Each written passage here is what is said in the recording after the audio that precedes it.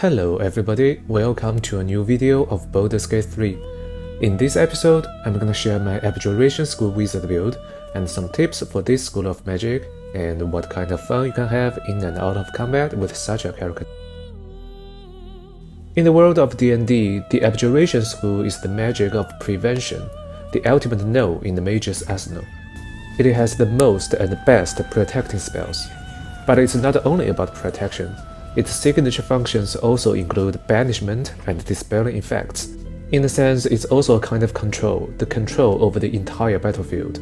By playing an Abjuration School Wizard, you can be the best tank plus protector in the whole game. You can effectively reduce incoming damage, and you can extend your tankiness to your whole party. At level 2, you get the ability Arcane Ward. It reduces incoming damage by an amount that equals the ward's intensity. At the start of each day, you get an intensity that equals your wizard level. It can be charged to twice your wizard level. And every time you cast an abjuration spell, the ward's intensity charges by the amount of the spell's level. Anytime you take damage, the ward prevents an amount that equals its intensity, and its intensity lowers by 1 after. And in the late game, you constantly have a ward intensity around 20. It's not rare to see an enemy finally hits you with a critical hit but deals 0 damage. At level 6, you get the ability Projected Ward. With this, you can use your ward to protect one ally each turn as a reaction. Remember to untoggle your opportunity attack in case you waste your reaction on that and cannot cast your protection reactions. At level 10, you get the ability Improved Abjuration. Now, every time you short rest, your ward's intensity charges by an amount equal to your wizard level. At this point, you will be almost unkillable. So this build I made is a mono-class Spellblade tank that rushes into the enemies, attracts all the attacks, dodges nearly all of them, and dampens the occasional critical hits with Arcane Ward. Many times take no damage at all. Besides, it protects the whole party with Projected Ward and its abjuration spells. While doing all this, it kills its dexterity weapon with poison, deals some damage and does some control as well. The best thing about this build is, 2 of 3 core spells come at level 1, so your build is already half complete right at the beginning of the game. Your first core spell is Mage Armor, a level 1 abjuration spell. It's a must-have for any wizard who doesn't wear armor. It sets your AC to 13, which is already higher than most light armors. You only need to cast it once each day, and it doesn't require concentration. It will last until long rest, or until you equip an armor, or until you remove it from your prepared spells. This spell charges your Arcane Ward by 1 each day. It's not much, but still nice to have. Your second core spell is Shield, another level 1 abjuration spell. It's another must-have for any wizard build. This is a reaction that gives you another 5 AC when you need it. This will be the spell you use the most. As another level 1 abjuration spell, it also charges your Arcane Ward by 1, making your Arcane Ward constantly recharging. This gives you unbelievable survivability on the front line as a mage. So, speaking of these 2 spells, let's see how tanky this build really is. As you can see, I have a 21 AC here from Mage Armor, Dexterity, a shield, and a pair of good shoes. And I have the shield spell to give me another 5 when I need it, so my effective AC is at least 26. And how high is that? It means any enemy with an attack bonus of less than +7, and that's the majority of the enemies, can only hit me when they roll a critical, which means I have a 95% chance of dodging their attacks. +7 is already a very high attack bonus. Your attacking ability needs to reach the cap 20 to give you a +5 bonus, and then you need some outside source to give you another +2. Not many people can do that.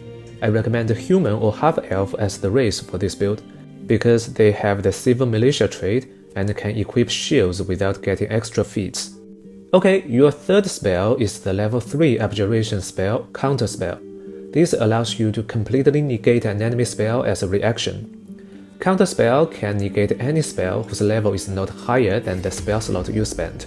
If the spell level is higher, you still get a chance to negate it, but you need to make an ability check. As a level 3 abjuration spell, it charges your Arcane Ward by at least 3.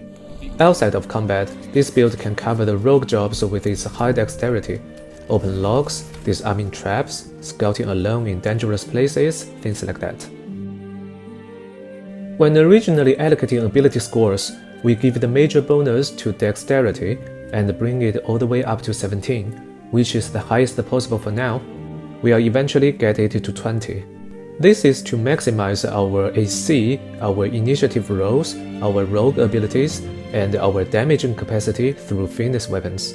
Then, we give the minor bonus to either Wisdom or Constitution, and bring both of them to 14. Wisdom makes you better at sensing danger and noticing hidden things, which is valuable when exploring. And it also makes you hard to control by the most powerful control spells in the game. Constitution increases your hit points, further boosting your survivability. Then we forego 2 strength to bring intelligence to 12, making you able to cast the highest level spells in the game. This build is not an intelligence build like conventional wizard builds, because we don't need to cast offensive spells. And we leave charisma unchanged at 10. This build can't afford to be very good in conversations. For the cantrips, we choose 3 utility cantrips to make us useful outside of combat. Mage Hand to manipulate things from a distance, Light to illuminate things and see the surroundings more clearly. For this build, I recommend you cast it on your own weapon, because you always run to the front line to engage the enemies. This way you can always illuminate the enemies and make it easier for your teammates to land their attacks. Then, Friends. This gives you an advantage in conversations, making you more likely to influence people. For the starting spells, first, of course, Mage Armor and Shield, like we just talked about earlier. Then, Find Familiar. This allows you to summon a creature into your party to help with combat and exploring. Once summoned, they'll be there until their hit points get reduced to 0. It's a ritual spell, which means if you cast it outside of combat, it doesn't consume your spell slot. It's free. And summon spells don't need to stay prepared once the creature is summoned. For the other 3 vacancies, we choose 3 utility spells: Enhance Leap, Feather Fall, and Disguise Self. Enhance Leap and Feather Fall combined give your party more freedom when exploring the map. They are ritual spells too, and they are usually always used outside of combat, so they are almost always free. Disguise Self allows you to assume a false identity. This is useful in places where a certain race has benefits. For example, pretend to be a drow to scare goblins and get all kinds of VIP services. It's also useful when you use the spell Speak with Dead. Usually, corpses won't talk to those who killed them, but if you disguise yourself, you can talk to them even if it's you who killed them.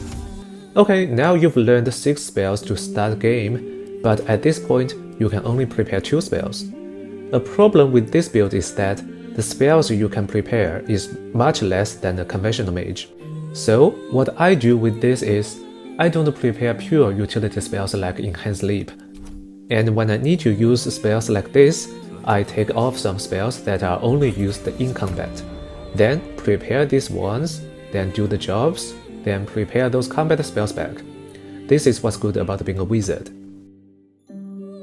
Okay, now let's talk about the leveling strategy, when to learn what, and what you can do in different stages of the game.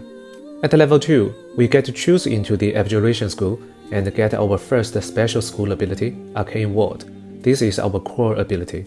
And at level 2, you can also get to learn another 2 spells. I recommend Protection from Evil and Good. It's another level 1 Abjuration spell, so it charges your Arcane Ward by 1. This spell gives you protection against any outsiders and undead creatures.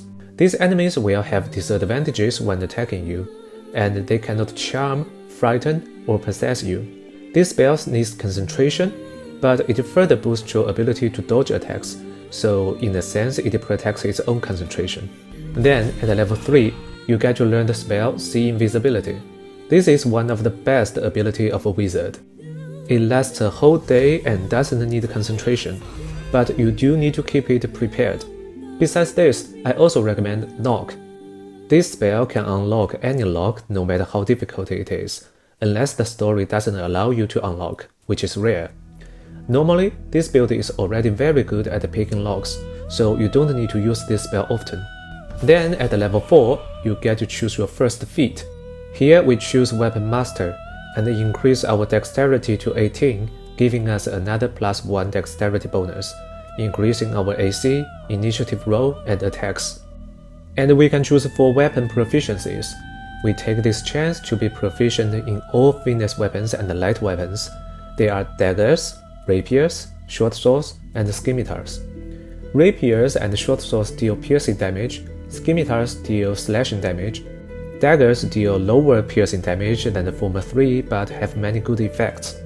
At this level, we finally have the luxury to learn the level 1 spell Long Strider, which I think is a must-have for any party.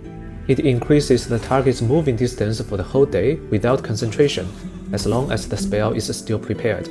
And it's a ritual spell, so every morning you can cast it on yourself, on your whole party, and on all the creatures you summoned, and everybody moves faster that day. Then at level 5, we get to learn another core spell, Counter Spell. Now we can start countering enemies' spells while also significantly recharging our arcane ward. Then at level 6, we get our second special school ability, Projected Ward. Now you can extend your tankiness to your teammates.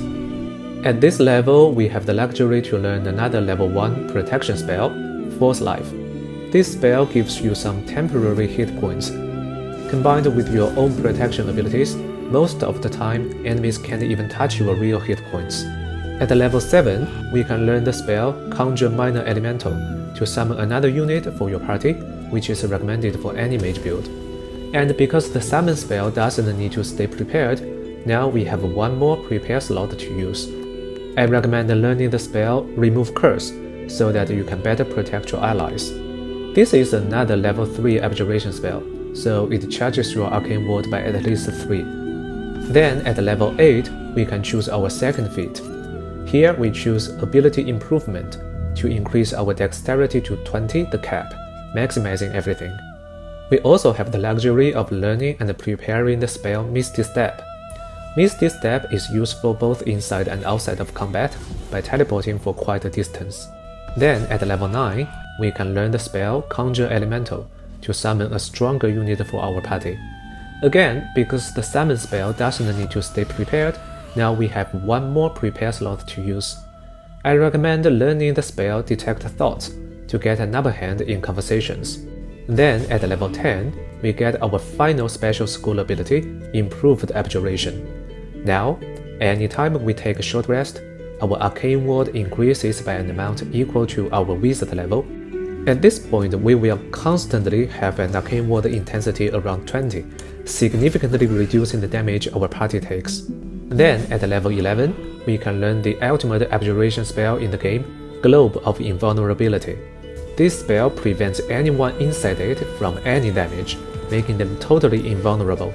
You need to maintain concentration on it, but if you stay inside it yourself, you can't be hurt, so normally you won't lose concentration on it. This spell is really useful when the strong AoE is coming. At this level, we can also upcast the Conjure Elemental spell to summon the strongest unit we can summon for our party.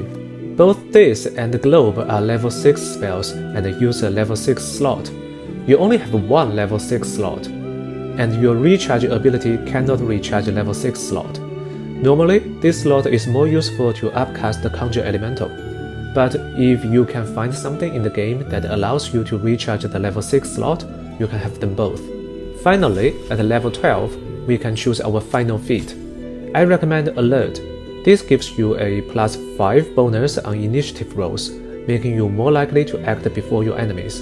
And you cannot be surprised. Okay, we have talked about how good this build is. Now let's talk about its weaknesses.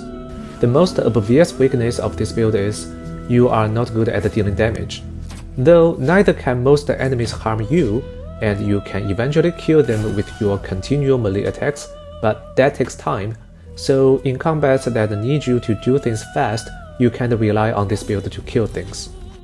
And that is everything about this Abjuration School Wizard build. Hope you like it, and if you like this video, please click the like button and subscribe to my channel. Thank you for watching, I'll see you in the next video, bye bye.